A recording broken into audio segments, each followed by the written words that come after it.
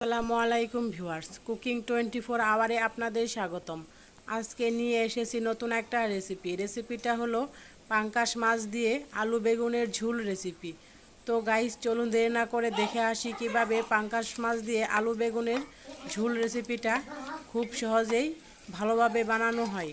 তো প্রথমে আমি পাঙ্গাস মাছের ঝোল রেসিপি বানানোর জন্য কেটে ধুয়ে নিয়েছি দুটো বড় সাইজের আলু ও 4টে বেগুন, আর নিয়েছি 4-5 টুকরা পাঙ্গাস মাছ।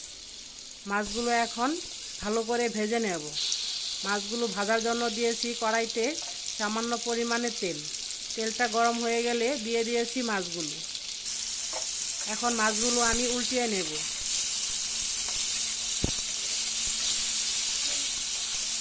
মাছগুলো আমার এক পাশে ভাজা হয়ে গিয়েছে, অপর পাশে উল্টিয়ে নিয়ে কিছুক্ষণ সময় ভেজে মাছগুলো আমি নামিয়ে নেব।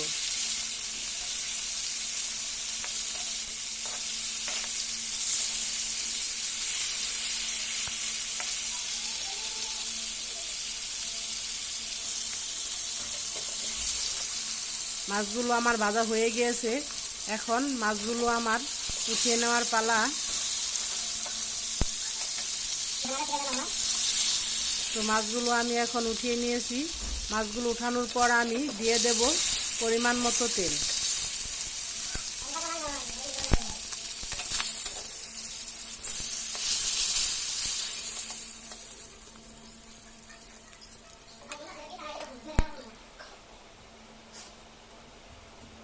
দিয়ে দেব গোটা জিরে। দিয়ে দেব 1 কাপ পরিমাণে পেঁয়াজ কুচি।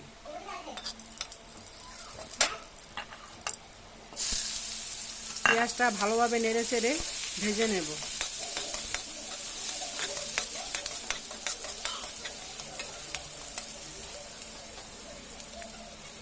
পেঁয়াজটা ভাজা শেষ হয়ে গেলে আমি দিয়ে দেব পরিমাণ মতো রসুন বাটা ও কাঁচামরিচ বাটা।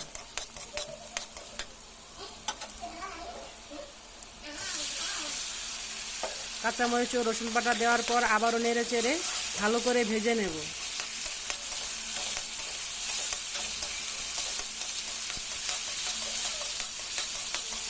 দিয়ে দেব সামান্য পরিমাণে পানি।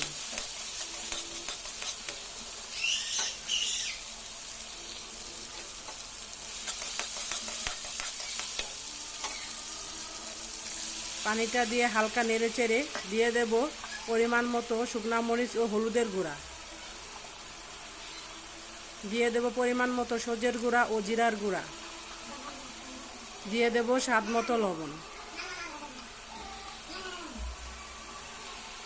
আবারও নেড়ে চেড়ে মশলাটা আমি কষিয়ে নেব।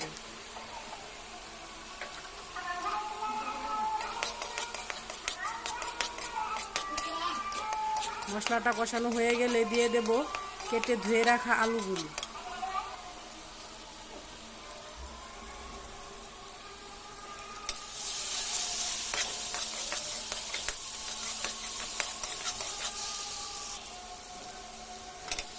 আলুটা দেওয়া শেষ হয়ে গেলে আলুটা নেড়ে চেড়ে কষানো হয়ে গেলে দিয়ে দেব সামান্য পরিমাণে পানি।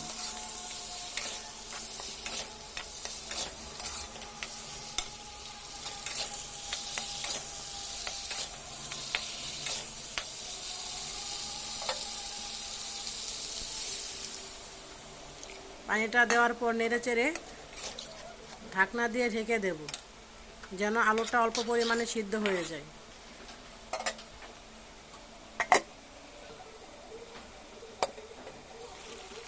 আলুটা আমার প্রায় সিদ্ধ হয়ে গিয়েছে, তরকারির কালারটাও চলে এসেছে।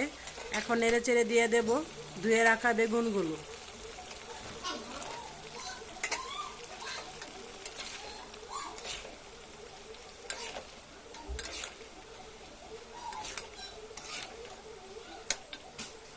বেগুনগুলো দেওয়ার পর আবারও নেড়ে চেড়ে ঢাকনা দিয়ে ঢেকে দেব।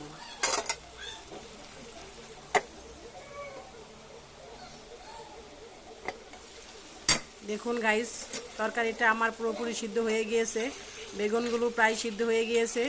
এখন নেড়ে চেড়ে দিয়ে দেব পরিমাণ মতো পানি।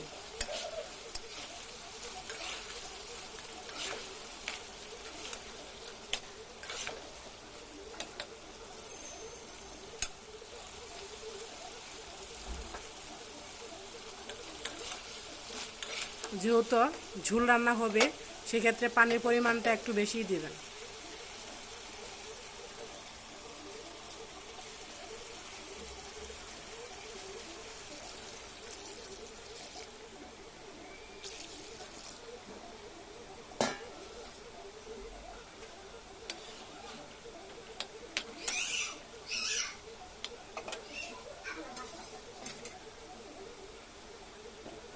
পানিটা দেওয়ার পর ঢাকনা দিয়ে ঢেকে দেব তরকারিটা বলক ওঠানোর জন্য।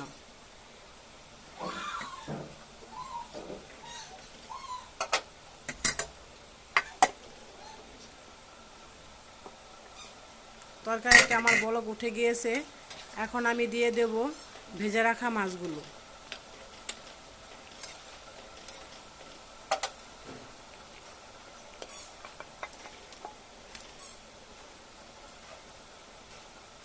মাছগুলো ভালোভাবে দিয়ে হালকা নেড়ে ঢাকনা দিয়ে ঢেকে দেব।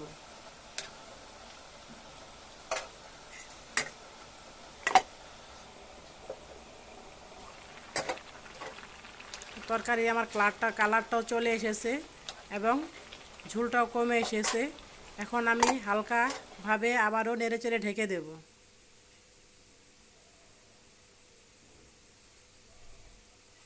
তো গাইস, তরকারিটা আমার এখন হয়ে এসেছে। এখন আমি দিয়ে দেব সামান্য পরিমাণে জিরার গুঁড়ো।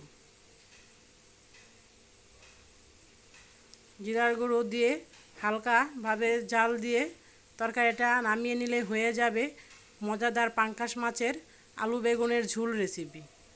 তো গাইস, আমার পাশে থাকার জন্য সবাইকে ধন্যবাদ। আমার চ্যানেলটি সাবস্ক্রাইব করে সবাই আমার পাশে থাকবেন। আল্লাহ হাফেজ।